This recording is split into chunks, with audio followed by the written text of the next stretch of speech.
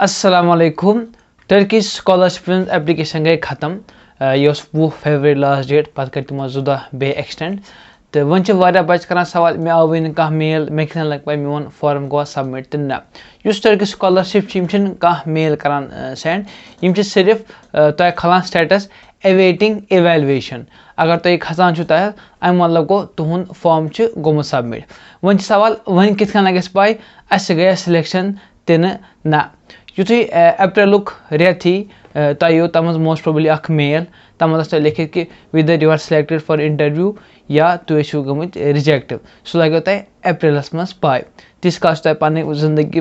पकन या अगर ब्या स्कॉलरशिप